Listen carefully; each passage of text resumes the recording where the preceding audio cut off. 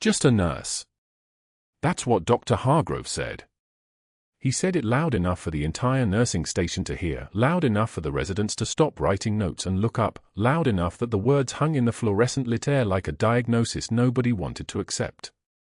He didn't know he was standing 3 feet from a Navy Cross citation buried in a Pentagon vault. He didn't know that the quiet woman organizing medication trays at 2:02 a.m. had carried wounded Marines through mortar fire in Tikrit, had kept a man's bleeding spinal cord intact while rounds punched through the walls around them. He didn't know that her hands had held more lives together than his medical degree ever would. What happened next didn't just silence the room.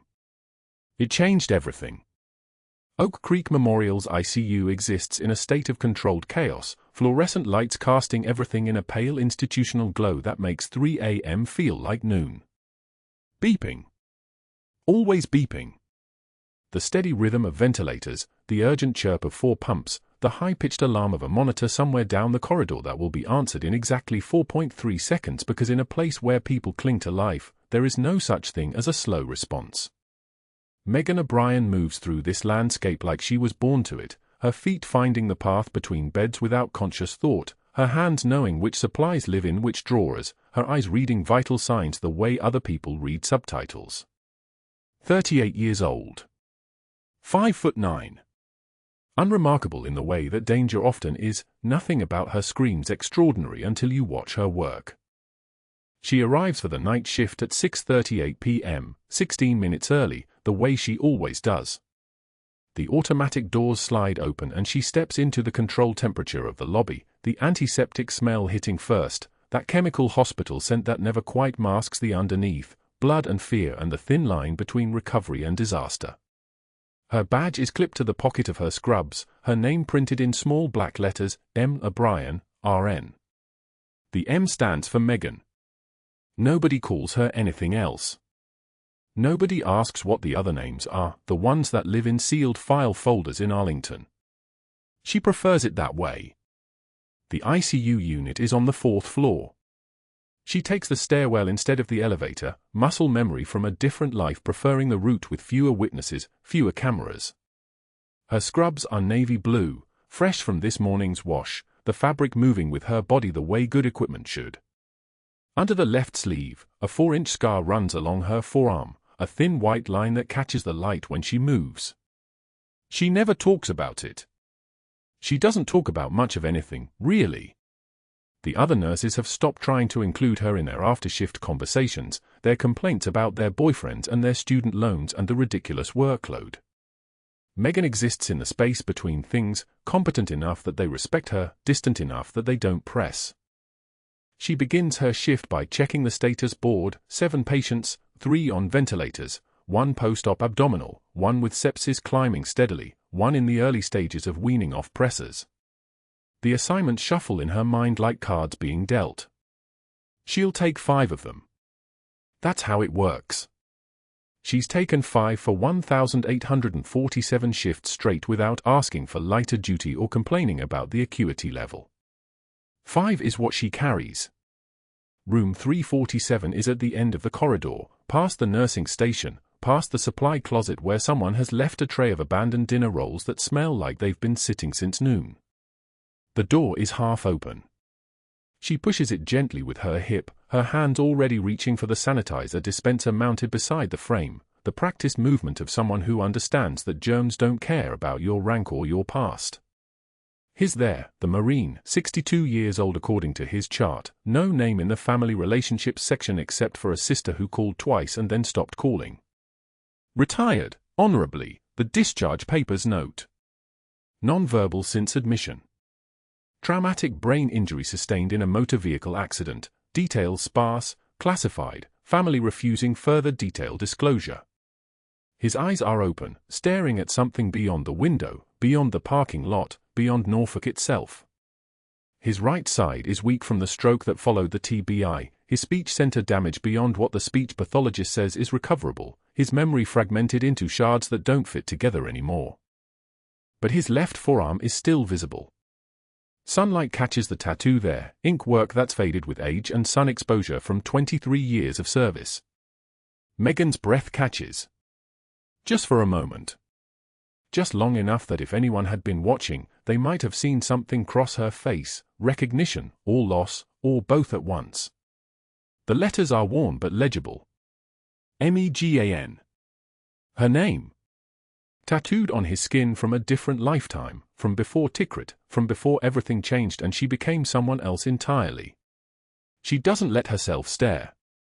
Instead, she moves to his foresight, checking the dressing, her fingers steady as she assesses the surrounding skin for any sign of infection, infiltration, or failure.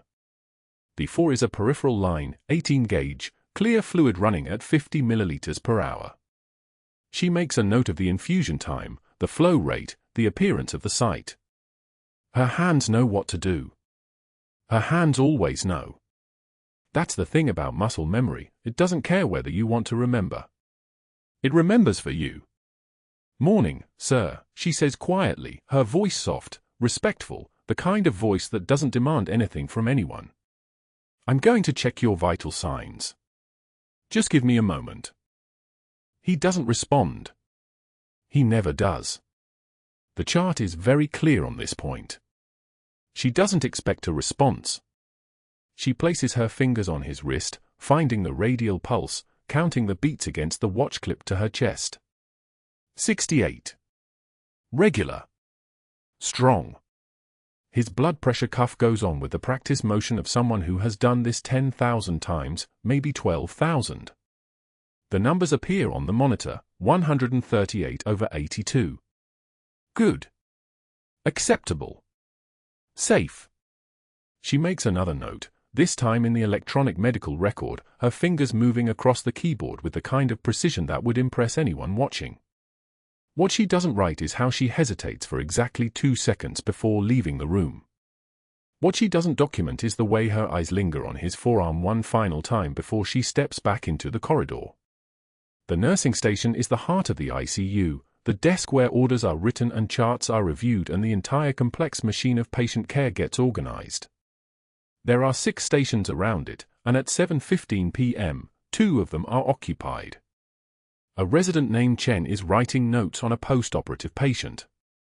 A nurse named Rita is reviewing labs. Both look up when Dr. Hargrove walks in, his white coat unbuttoned, his stethoscope slung around his neck like a medal, his face arranged in the expression of someone who has just won something important. He's 49 years old, chief of surgery at Oak Creek for the last 7 years, and he walks through the ICU the way a general walks through conquered territory. His name is printed on the directory in the main lobby in letters larger than everyone else's. His photograph hangs in the physician's lounge, his face showing the kind of confidence that comes from never being challenged, from always being right, from 15 years of building an institutional hierarchy that bends toward him like trees toward light. He stops at room 347. He doesn't enter, just stands in the doorway and observes. Megan is there, checking the foresight, her movements economical, her focus absolute. He watches her hands work, the way she palms the foreport to feel for any resistance, the way her fingers gauge the firmness of the dressing, the way her eyes track every detail of the access site. She moves with the kind of precision that belongs in an operating room, not at a bedside, and something about this precision bothers him in a way he doesn't quite articulate. He continues on to the main desk. He has orders to write, rounds to complete, a hierarchy to reinforce. There's a medication order he's been considering for the septic patient in room 351, a 200 mg dose of an antibiotic that works well for gram-negative organisms. He pulls up the chart on one of the computers and begins typing the order, his fingers moving with the confidence of someone who has written 10,000 prescriptions and hasn't been questioned in approximately 8,900 of them. Megan finishes with room 347 and moves to the charting station. She pulls up the same patient record, cross-checking vitals against the orders, the way she always does. It's habit. Or it's training. Or it's the muscle memory of someone who has seen what happens when medication orders are wrong, when doses exceed the safe threshold, when someone prioritizes speed over accuracy. Her eyes scan the newly entered order. She reads it twice. Then she reads it a third time. 200 milligrams. Renal clearance 42 milliliters per minute according to the lab work from this morning. Safe dosing is 100 milligrams for patients with compromised renal function. The order is dangerously high. Not catastrophically, the patient might survive it, but dangerous. Unnecessary risk. Preventable harm. Dr. Hargrove is standing 5 feet away, reviewing another chart, his posture suggesting complete certainty in his own medical judgment. He's not expecting to be corrected.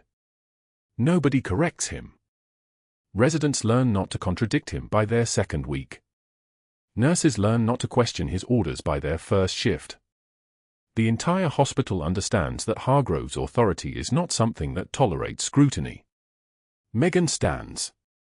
She moves the first steps between her and his position at the counter. She doesn't raise her voice. Her tone remains respectful, deferential even, the voice of someone who understands hierarchy and respects it, or at least appears to. When she speaks, there are exactly 15 people within earshot, residents, nurses, administrative staff, all of them suddenly very interested in whatever they were doing before. Doctor, that 200 milligram dose. The patient's renal clearance is 42. Safe dosing protocol is 100 milligrams for compromised renal function. She's not asking. She's not suggesting. She's informing, the way one person informs another that the fire alarm is sounding, that the patient is crashing, that the facts are what they are regardless of one's feelings about them. Her eyes meet his for exactly 1 second before she looks away, a gesture of deference, of respect for his position, of acknowledgement that she's only a nurse and he's the surgeon and she knows where the hierarchy stands. But she's still right. Hargrove's face goes through 3 distinct transformations. First, surprise that anyone would dare. Second, a hot flash of anger at the presumption. Third, the cold calculation of someone who understands that she's correct, that the order would kill the patient, that he's been caught making a mistake in front of witnesses. His hand reaches for the mouse. He corrects the order to 100 milligrams. He doesn't thank her. He doesn't acknowledge her. What he does is remember. That night, later, around 11 p.m. when the unit is quieter and the fluorescent lights seem even harsher against the darkness outside the windows, Hargrove stands at the nursing station. There are 4 nurses present, Megan, Rita, a float nurse named David, and a part-time RN named Susan. He speaks loud enough for all of them to hear. He speaks the way someone speaks when they're making an announcement, when they want witnesses, when they're establishing something for the record. I'm going to make a prediction, Hargrove says, his voice carrying the confidence of someone who has already won whatever game he's about to propose. O'Brien doesn't last until next Friday. She quits. Can't handle the pace.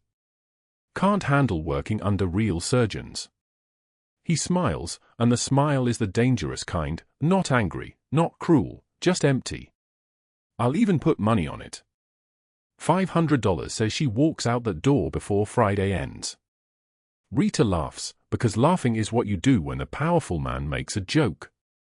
David looks at his shoes. Susan suddenly remembers something urgent she needs to check on in another room. Megan continues organizing her medication trays, her hands moving with the same steady precision they always do. She doesn't look up. She doesn't acknowledge that she heard. She doesn't show anything except the calm acceptance of someone who knows that her presence at Oak Creek Memorial is temporary, that her name was never meant to be here, that the timeline for her hidden life was always going to be finite. What Hargrove doesn't know is that she's known that too. She's known it since the day she applied for this position under her legal civilian name, since the day she passed the background check that somehow didn't reveal her security clearance, since the day she started her shifts at 6:38 p.m. and kept her head down and tried very hard not to look at the man in room 347 for too long. What he doesn't know is that she's been preparing for this moment since the beginning. The next morning, Dr. Hargrove gathered for nurses at the central station, his voice loud enough to carry across the entire ICU. I'll bet anyone here $50 that our little Florence Nightingale quits by Friday. She doesn't have the spine for real medicine. He laughed, a sound like a tank idling in a garage, heavy and deliberate. The nurses exchanged glances. Nobody took the bet. Megan stood 10 feet away, restocking the crash cart with 4 lines and medication vials. She took one measured breath, her shoulders rising and falling with the kind of deliberate control that comes from having already survived the worst. A single tear escaped her left eye. She didn't wipe it immediately. She let it sit there for 1 second, just long enough for the nurses to see it, then brushed it away with the back of her hand and turned to face him fully. When she spoke, her voice was barely above a whisper, but every word landed like a bullet. "I've survived worse than you, doctor." The room went dead silent. The fluorescent lights buzzed overhead like angry insects. Nobody moved. Nobody spoke. Hargrove's smile faltered for just a moment, the first crack in his armor, before he turned away, muttering something about ungrateful staff as he headed back toward his office. The nurses dispersed quickly, avoiding eye contact with Megan, as if proximity to her quiet defiance might draw his attention back. She returned to the crash cart, her hand steady, her breathing controlled, the kind of composure that made some people think she hadn't heard the insult at all. But the nurses knew better. They'd seen that single tear. They'd heard what she said. And they would remember it.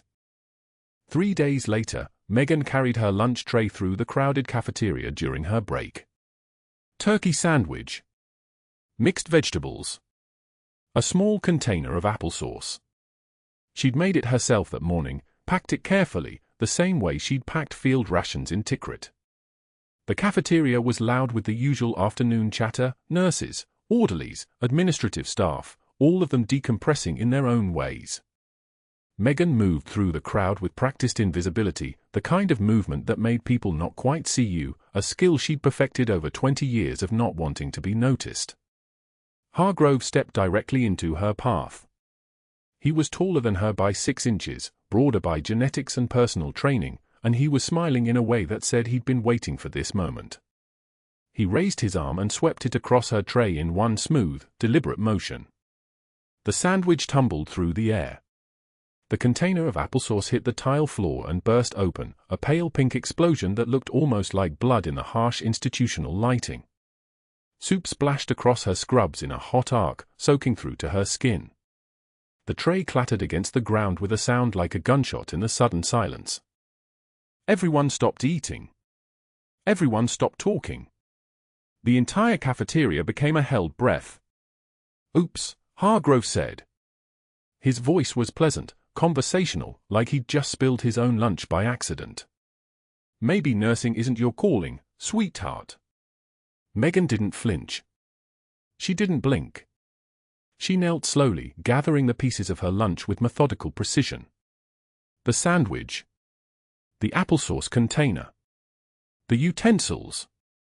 She stacked the tray carefully, set it aside, then wiped the soup from her scrubs with a paper napkin from her pocket. When she stood, she met his eyes directly. Her jaw was tight, muscles working beneath the skin, but her voice was steady. "You'll run out of tricks eventually, doctor." The nurses in the cafeteria exchanged glances. Someone whispered something. Hargrove laughed, a sharp sound that echoed off the tile, and walked away before she could say another word. Megan stood there for a moment, soup still wet on her scrubs, applesauce still smeared across the floor, and then she simply turned and walked back to the unit. She didn't clean up the mess. She didn't apologize. She didn't explain. She moved with the terrifying fluid precision of someone who'd learned long ago that apologies only encouraged more attacks. That afternoon, she was at her desk in the ICU, reviewing patient charts for the evening shift. Room 347 was stable. Room 349 was waiting on lab results. Room 351 had a minor infection that needed monitoring. The work was methodical, necessary, the kind of careful documentation that separated good nurses from those who cut corners. She'd been doing it for 3 hours straight, building a fortress of paperwork, when Hargrove appeared. He didn't say anything. He simply stormed to her desk and swept the entire stack of charts onto the floor, papers scattering like leaves in wind. 47 patient files. 20 hours of documentation. Medical histories and medication lists and vital sign trends, all of it now a chaos of white pages across the ICU floor. "Pick that up, sweetheart," he sneered, loud enough for the entire station to hear. "Or maybe you're too good for paperwork." The unit went quiet. Every nurse, every orderly, every resident within earshot stopped and turned to watch. This was different from the cafeteria. This was the Marines' territory. This was where she worked, where her competence was visible, where her silence would be interpreted as weakness by every person in this room. Megan crouched slowly, gathering charts methodically. One tear tracked down her cheek as she worked, picking up papers one by one, restacking them with the care of someone assembling evidence. When she looked up at him, her voice was so quiet that only the nurses closest to her could hear it. "I've picked up pieces of men better than you," she said. "This is nothing." Hargrove stared at her for a long moment. His face reddened. His hands clenched into fists. For just a second, he looked like he might actually strike her. Then he turned and walked away, disappearing into his office and slamming the door hard enough to rattle the ICE units. The nurses slowly returned to their work, but the energy had shifted. Everyone understood now. She wasn't going to quit. She wasn't going to break. Whatever this was, whatever Hargrove was doing, it had evolved into something bigger than simple bullying. But Hargrove wasn't finished strategizing. Not even close. That evening, in his private office on the 3rd floor, he made his first phone call. "Gerald? It's Robert. Listen, I've got a concern I wanted to run past you as a friend." He was calm, measured, the voice of a man with institutional power. "We've got an ICU nurse who's exhibiting some troubling patterns. Credentials that seem incomplete. A work history that doesn't quite add up. I'm just asking questions, you understand? Just making sure Oak Creek Memorial is protected." Gerald Moss, board chairman and Hargrove's golf partner for the last 8 years, assured him he'd look into it immediately. The second call went to HR. "Hi, Sandra. I'm doing some routine staff review and I noticed something odd about one of our newer nurses. Megan O'Brien. I'm wondering if we could do a complete credential verification? Just thorough screening. You know how I am about standards." Sandra, who'd been intimidated by Hargrove since his first week at the hospital, agreed without hesitation. The third call was to Marcus Chen, an outside credentialing investigator he'd worked with years ago, back when both men were younger and less careful about whose rules they bent. "Marcus, I need a favor. I need you to take a very close look at someone's background. Gaps, inconsistencies, anything that doesn't quite fit. I have a feeling this one's hiding something." Marcus, who owed Hargrove money from a poker game in Atlantic City, said he'd get started immediately. Within 48 hours, formal letters went out to Megan's 2 listed references, both of them Navy personnel she'd served with, both of them now living quiet civilian lives, asking pointed questions about gaps in her work history, about her nursing certifications, about her whereabouts between 2009 and 2016. The letters were worded carefully, professionally, with no indication they'd been requested for anything other than routine background verification. Meanwhile, Megan sat beside the Marine in room 347 during her afternoon break. His daughter Claire was there, a woman in her early 30s with her father's eyes and his thick dark hair. Claire was thanking Megan for the extra attention, for the way she adjusted his pillows, for the way she seemed to understand what he needed without him having to ask. "Dad was a Marine for 20 years, Claire explained, her voice carrying the kind of pride that comes from having a parent you actually respect. Tikrit, Fallujah, all of it. The injury took his voice but not his heart. Not his mind either, not really. It's trapped inside somewhere." She laughed sadly. "The doctors say he might recover the ability to speak. They don't know. Traumatic brain injuries are, well, they're complicated." Megan nodded, her throat tight. She was looking at the Marine's forearm, the one with the tattoo. The Brian in Marine script, faded by sun and time but still unmistakable. Her name. The name she'd carried into Tikrit and out of it, tattooed by a man who'd somehow made it through the extraction point because she'd carried him there, bleeding and unconscious, her hands wrapped around his torso to keep his ribs from shifting with each step. The Marine stared at her face with the frustrated confusion of someone grasping for a memory just out of reach. His hand lifted toward her slowly, trembling with the effort. His fingers came close to her cheek, then fell to his lap. His eyes went wet. He couldn't speak, but his body understood something his brain had forgotten. The tattoo was there. The memory was there. It was locked somewhere in the damaged wiring of his brain, trying desperately to connect. Megan placed her hand over his. She didn't speak. There was nothing to say. Instead, she sat there beside his bed, her hand warm on his, while Claire scrolled through her phone and the ICU hummed with its rhythmic beeping and hissing and the careful work of people trying to keep the fragile alive. That evening, Hargrove received the investigator's preliminary report in a sealed envelope marked confidential. He opened it in his office with the door locked, reading carefully, a smile spreading across his face with each page. Unexplained 7-year gap in O'Brien's history. References that seemed coached. The investigator could tell, he wrote, that the people being questioned were choosing their words very carefully, omitting details, staying vague. A nursing license that appeared with unusual speed through an accelerated credentialing program. No social media presence. No prior employment records before 2017. It was exactly what Hargrove needed.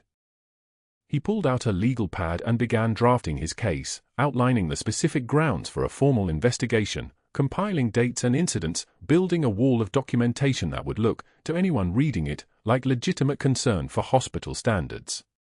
He was smiling as he wrote, the smile of a man who'd just moved from social attacks to strategic ones, who'd just shifted from trying to make her quit to ensuring she'd be fired, and who had absolutely no idea that the quiet nurse he was systematically destroying was the one person in this entire hospital who'd actually survived mortar fire. The room went so quiet you could hear the rain starting outside. The monitor's rhythm changed first. One moment it was steady, beep, beep, beep, the familiar percussion of a sleeping man's heartbeat, and the next it became something else entirely. Erratic. Desperate. Megan noticed it during the 0200 rounds, a whisper of irregularity that most nurses would have missed, but she wasn't most nurses. She pushed into room 347 with the kind of practice silence that comes from moving through spaces where sound could get you killed, and what she found made her throat tighten. The Marine's oxygen saturation was 78. Falling. His chest was barely moving. That was wrong. His abdomen was heaving while his ribs stayed locked, the paradoxical breathing pattern of a man suffocating from the inside out. His lips were already taking on a dusky blue tint, and his neck veins were so distended they looked like they might rupture through the skin. Trachea deviated to the right. Megan had seen this before, in a transport helicopter screaming over Anbar province with rotor wash shaking the fuselage, in a forward operating base bunker with mortars landing so close she could smell the copper in the air. Tension pneumothorax. The on-call physician wouldn't arrive for 20 minutes. The Marine had maybe 90 seconds. She moved. Not fast. Not panicked. Just the kind of precise, economical motion that belonged to someone for whom speed and silence were survival mechanisms. Her hands pulled the emergency cart into position. Gloves snapped on, a sound like dry fire crackling in a courtyard. She grabbed the needle decompression kit from the crash cart, her fingers already knowing exactly where it was, the kit sliding into her palm like muscle memory made physical. Pain is data. Blood is information. Air in the chest cavity is a problem with a solution.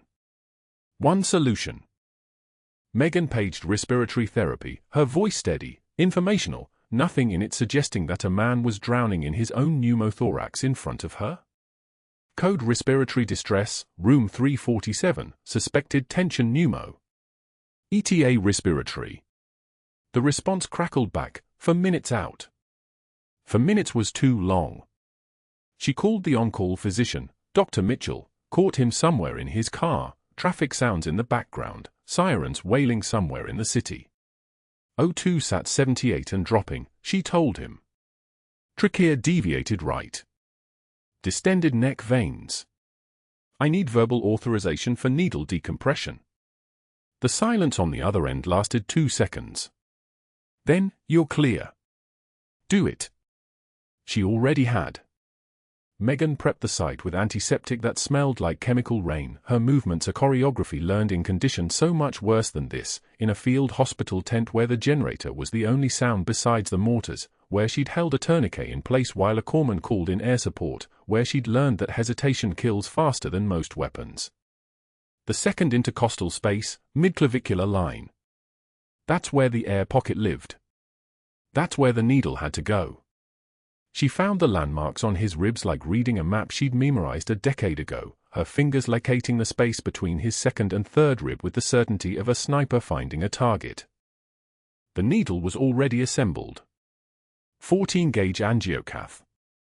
Long enough to reach through the intercostal muscles and the parietal pleura into the pneumothorax itself.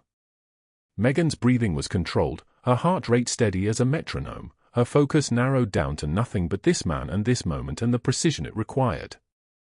The kind of calm that comes from having already survived the worst. She angled the needle perpendicular to the chest wall and pushed. The hiss came immediately. Loud. Urgent. The sound of pressurized air escaping, of atmospheric equilibrium collapsing back toward normal, of a man's chest cavity finally letting his lungs expand. The Marine's shoulders relaxed into the bed. His breathing deepened.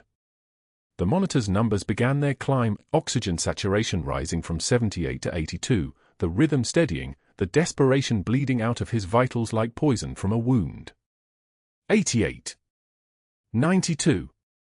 Back into the territory of the living.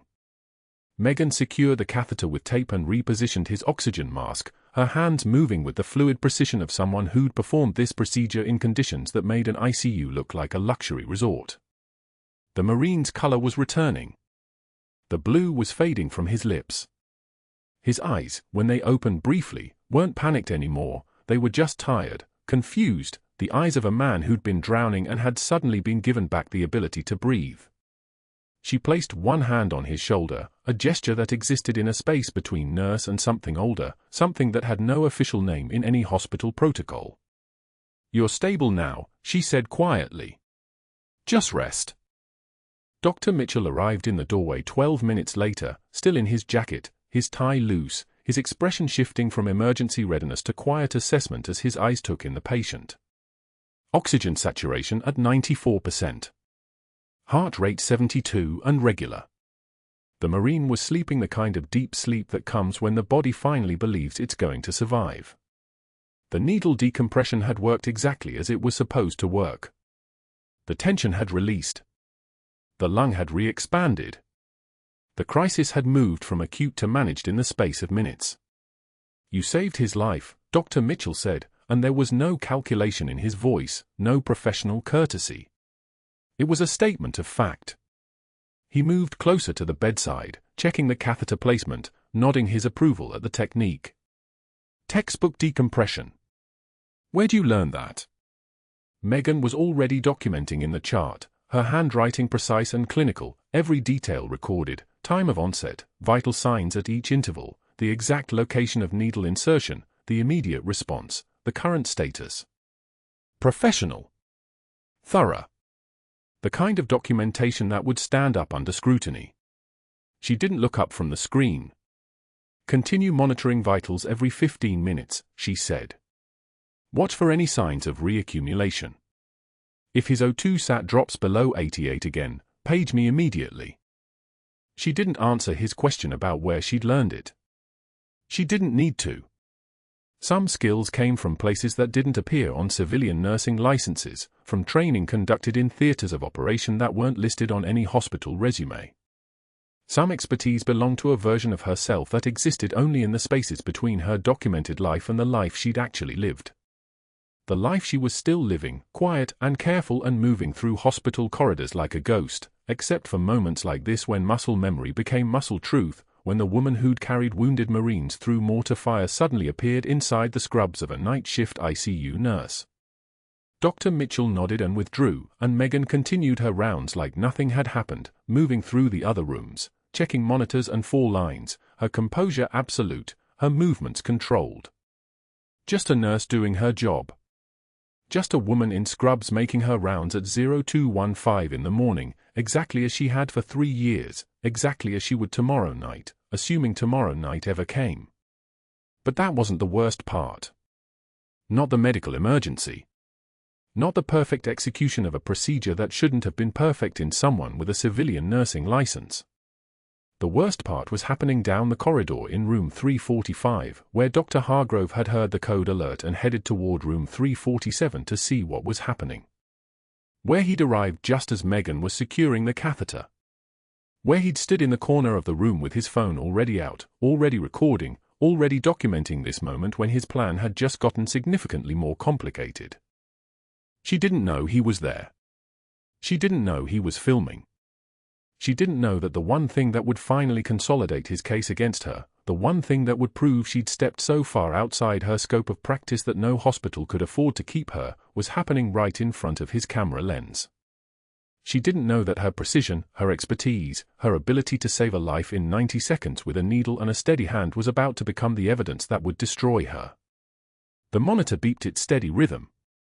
The Marine slept.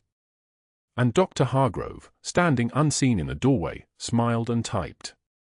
Dr. Hargrove arrived at the Marine's bedside at 0247 hours and found him stable. The ventilator wheezed its mechanical rhythm. Oxygen saturation at 98%. Sinus rhythm on the monitor. The chest tube Megan had placed was draining clear fluid, exactly what it should. The patient's color had shifted from gray-blue to a living pink. Breathing. Oxygenating. Alive. For exactly 3 seconds, Hargrove stared at the patient. Then his eyes moved to Megan, who was documenting the procedure with the calm precision of someone who'd done it 100 times before. She didn't look up. Her hands moved across the digital record with steady, practiced efficiency. No tremor. No relief. No celebration. Just data entry and the next task. That's when Hargrove's expression shifted. Not into gratitude. Into calculation. He saw what had happened. He understood the medical reality. This woman had performed an advanced procedure that required years of specialized training, had done it without hesitation, had saved a man's life in 90 seconds when the on-call physician was still 19 minutes away.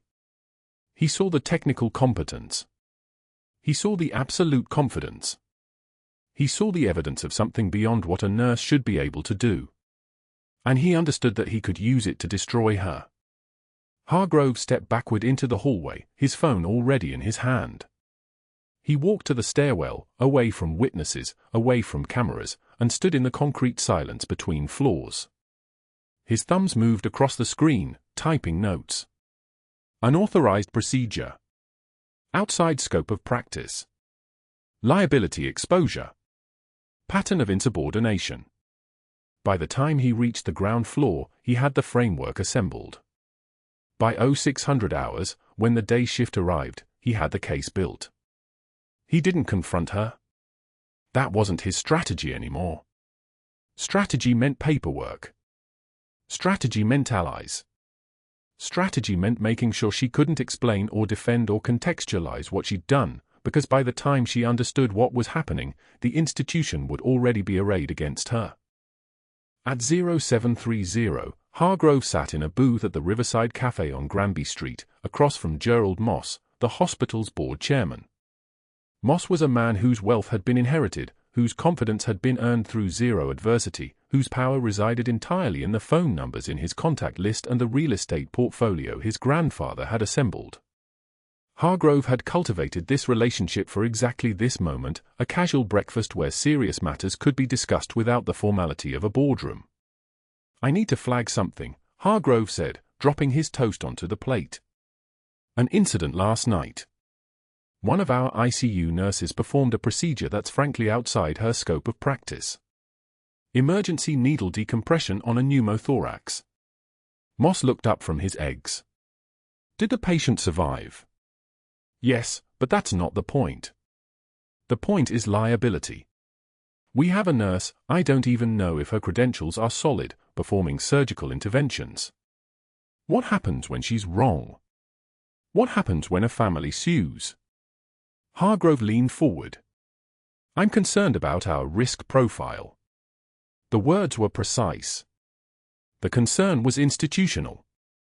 The damage was personal. Moss nodded slowly, the way men do when they're imagining lawsuits and hospital liability insurance and the kind of malpractice cases that end careers. "What's her name?" Moss asked. "Megan O'Brien. 3 years with us. Quiet. Keeps to herself." That should have been my first red flag. People who don't integrate into the culture usually have something to hide. "I'm going to bring in an outside investigator. Audit her credentials. Check her references. Make sure we're protected." It wasn't a request. It was a briefing. By the time Megan clocked out of her shift at 0700 hours, Hargrove had already made 2 more phone calls. By 0830, an independent credentialing investigator named Patricia Donnelly had been hired. By 0945, she was sitting in Hargrove's office, a thin woman with wire-rimmed glasses and a tablet full of pre-written questions designed to find problems. "What I need from you," Hargrove said, sliding a folder across his desk, "is a complete audit of her employment history. References, background, education. I want to know if there are gaps. Inconsistencies. Anything that suggests she's not who she claims to be." Donnelly made notes. "You suspect fraud. I suspect someone who's hiding something." And last night, that suspicion became a liability. By 11:30 hours, Donnelly had called Megan's 3 references. All of them seemed confused by the questions. "Why are you asking if she had military experience?" one of them asked. "She's a nurse. She was a great nurse." But Donnelly was trained to listen for what wasn't said, to notice what references wouldn't confirm, to build a file out of evasions and silences. The references couldn't verify her background before she was 23 years old. No one had records. No one knew where she'd come from. The gaps in her history became, in Donnelly's report, evidence of deception. By 1400 hours, security arrived at the ICU. Megan was in room 347, checking the Marine's vitals. His oxygen remained strong. His breathing steady. She'd been watching him all morning, monitoring every number, every trend, knowing that the first hours after a decompression were the most critical. The monitor beeped its reassuring rhythm. She was about to document the 1400 reading when her name was called over the radio. "Megan O'Brien, report to Administrator's office." Immediately. The words were neutral. The tone was not. She knew that voice. Administrative. Final. She set down her tablet and walked without hurrying. The fluorescent lights hummed above her. Her shoes made soft sounds on the tile. When she entered the office, 4 people were waiting. The hospital administrator, Sandra Chen. 2 members of the HR department. And Marcus Webb, the head of security. No one was smiling. "Please sit down," Chen said. Megan Saturday. Her hands remained in her lap. Her face remained calm, not the calmness of innocence, but the calmness of a person who had already survived worse than this, who understood that panic was information and information was survival. "We've received a complaint regarding your conduct during a procedure last night," Chen said, reading from a document. "An unauthorized medical intervention outside your scope of practice as a registered nurse. Dr. Hargrove brought this to our attention, and we've commissioned an independent investigation of your credentials and employment history." Megan said nothing. "Your employment with Oak Creek Memorial is terminated effective immediately. You're being escorted from the building. Your badge is deactivated. Your locker will be emptied and your personal items boxed." "I'd like to explain," Megan began. "That won't be possible," Chen said, not unkindly. "There are protocols in place. Security will escort you out." It wasn't a conversation. It was an execution. The decision had been made before she walked in. The investigator's report, which was mostly questions, not findings, had been framed as evidence. The procedure that had saved a man's life had been reframed as insubordination. The institutional machine, once set in motion, moved in one direction only. Marcus Webb stood. His hand gestured toward the door. "Come with me, Ms. O'Brien." She followed him down the corridor. The nurses she'd worked alongside for 3 years averted their eyes. No one was angry at her. No one defended her. There was only the terrible silence of people who understood that association with her was now a liability to their own employment. She was being erased. Not argued with, not confronted, not fought, simply removed, like contaminated equipment. In the locker room, a security officer stood while Megan pulled her things from her locker. One change of scrubs. A water bottle. A paperback novel. A photo of her husband, Jake, in navy dress whites, taken at their wedding 14 years ago. She placed everything in a cardboard box. Her hands were steady. Her face was steady. The only thing that moved was her jaw, a small clench, barely visible. The termination letter was waiting at the security desk. Performing procedures outside your scope of practice. Pattern of insubordination. Credential irregularities. She couldn't dispute it. Couldn't explain that she was bound by a classified operation, that her real records were sealed, that Senior Chief Petty Officer Megan O'Brien had been officially ordered to disappear after Tikrit had gone sideways and a classified kill-capture operation had been buried in the Pentagon filing system so deep that even her own brother had stopped asking questions years ago. The regulation was clear: don't surface. Don't claim the rank. Don't explain the training. Don't tell anyone who you really are. Your official identity is dead.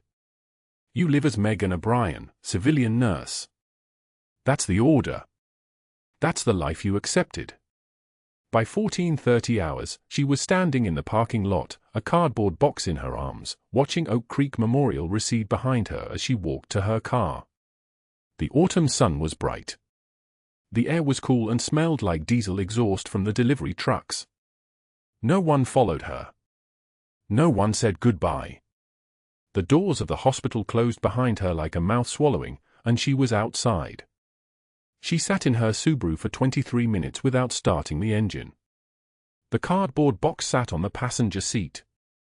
Jake's photo faced her. She stared at nothing, her hands on the steering wheel, feeling the weight of the order that had defined her entire civilian life crashing down into a final, absolute failure. She hadn't been caught. She hadn't been exposed.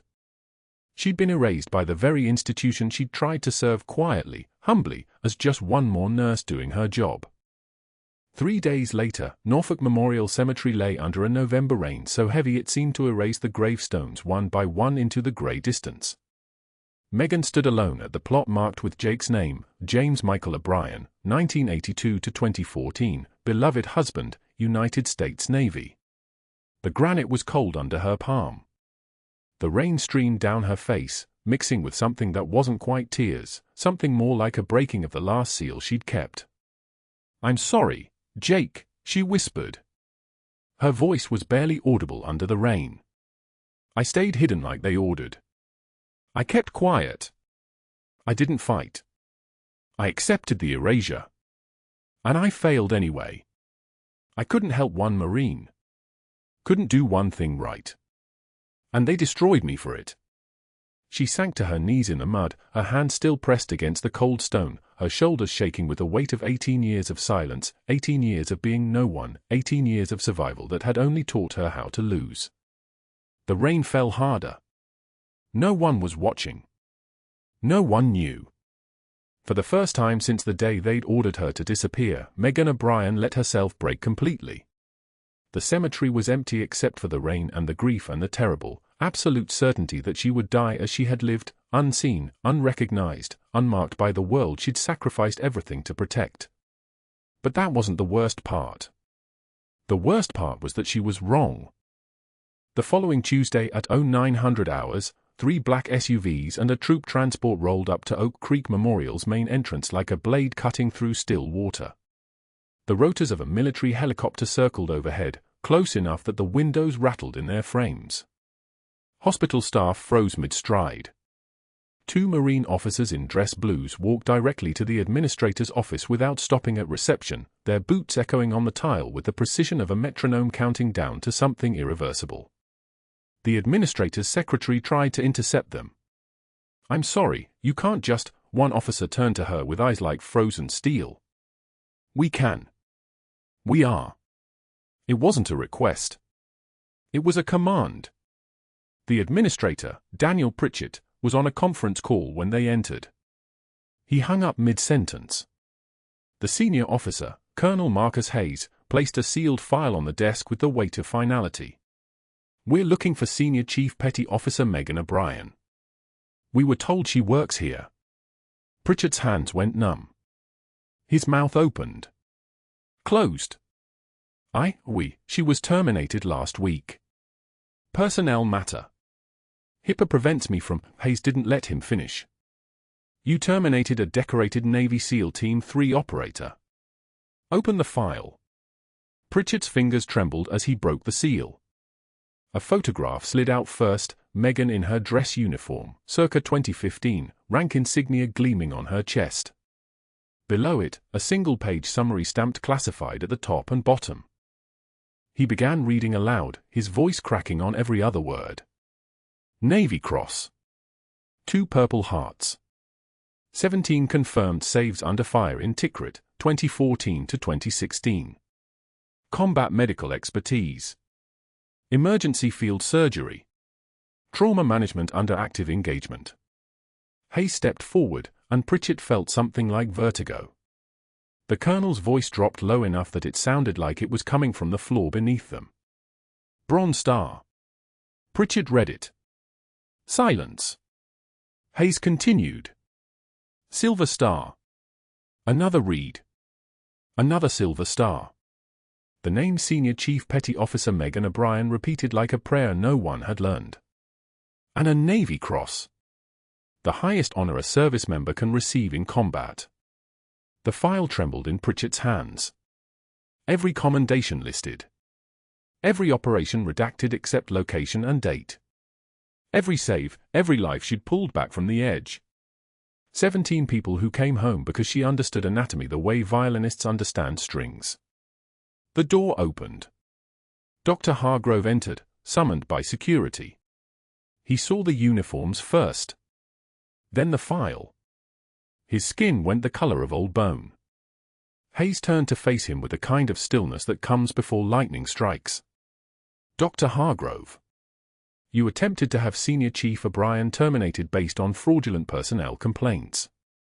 You contacted her references with leading questions. You hired an outside investigator to manufacture a case against her.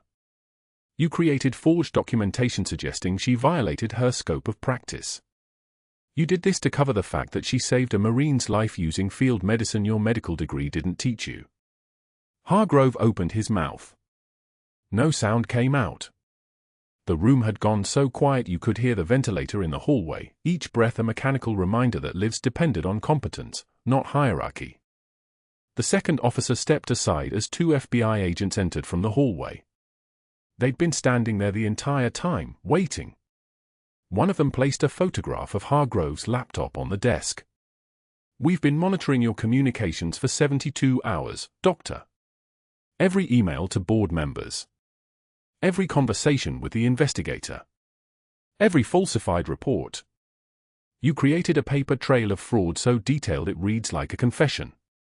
The agents exchanged a look that said they'd seen this exact expression on 1,000 guilty faces. Handcuffs clicked open from their belts. Dr. Marcus Hargrove, you're under federal arrest for conspiracy to commit document fraud, falsification of medical records, and interference with a protected federal witness.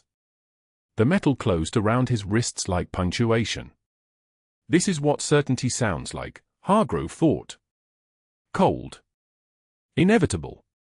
Final. This is insane, he sputtered, the words tumbling out like water through a cracked dam.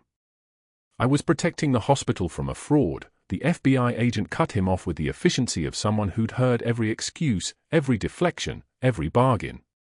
You created the fraud, Doctor. Every forged letter. Every falsified report. Every attempt to manufacture evidence against a decorated veteran. We have it all. Backed up. Documented. Witnessed by federal investigators.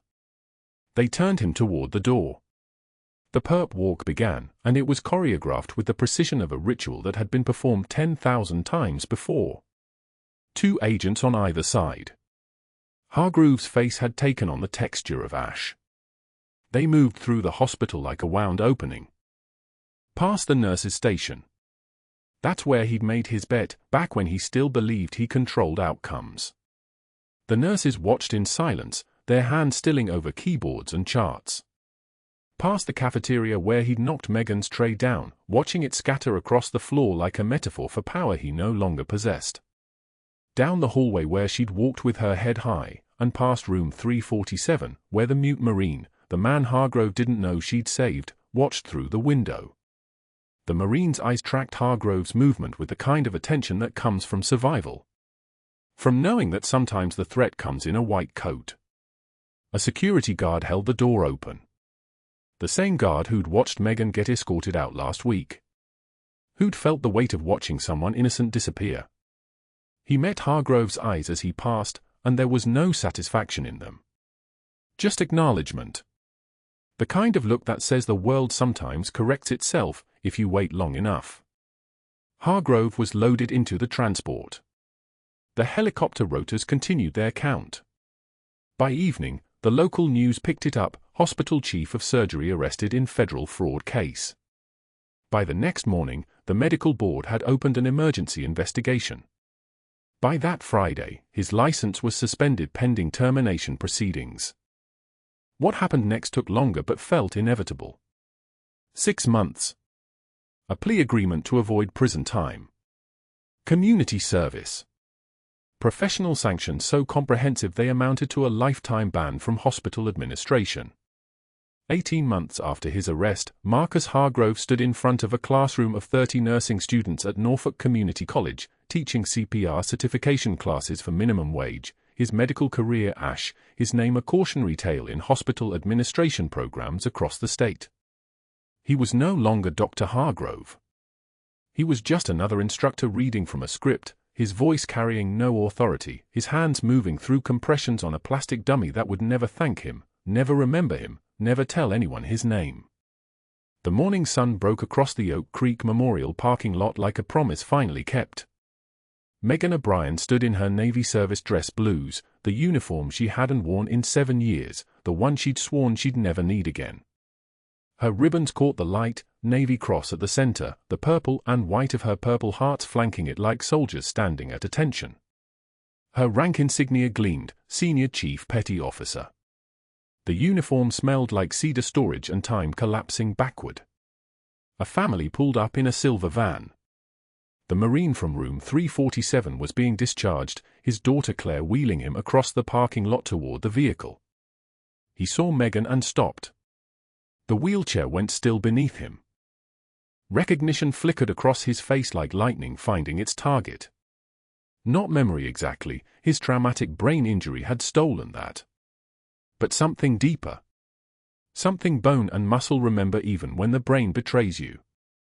Something that lives in the nervous system, in the pattern of a voice, in the presence of someone who'd held your life in her hands and refused to let go. He reached for her. She took his hand gently, her grip steady, the grip of someone who knew what touch could heal. From a bag at her side, she withdrew his combat boots, the pair that had sat beside his hospital bed, battered and creased and still smelling faintly of desert dust and memory. The leather was cracked from exposure. The laces were frayed. "These are yours," Megan said softly. "I made sure they came home." She placed them in his lap. His hands shook as he held them, his face collapsing into tears the way only someone who knows the exact weight of being alive can fall apart. Claire moved to her father's side, her arm around his shoulders, and then she pulled Megan into a fierce embrace that lasted 3 seconds too long and felt like forgiveness. "Thank you," Claire whispered. "For then. For now. For all of it." The Marine colonel approached, extended his hand in the formal gesture of respect between warriors. Megan shook it, her jaw tight. "Senior Chief," he said. "Your country thanks you for your service. And for proving that some orders, the order to disappear, to hide who you are, sometimes those orders have an expiration date. Megan nodded, her throat tight enough that sound seemed impossible. The uniform felt different now. It felt like coming home. It felt like the 7 years of hiding had finally compressed into something small enough to carry. Oak Creek Memorial offered her job back with a formal apology, a raise, and an endowment in her name for veteran patient care. She accepted on one condition, a staff training program on recognizing and supporting veteran caregivers. 6 months later, she ran the program herself, no longer hiding, her voice no longer small. 6 months after that, the Marines' combat boots were mounted in a shadow box on her office wall. Beside it, a plaque. The words were simple. Not all heroes wear capes. Some wear scrubs. If you're enjoying this, please hit like and subscribe, it really helps the channel. And leave a comment letting us know where you're watching from.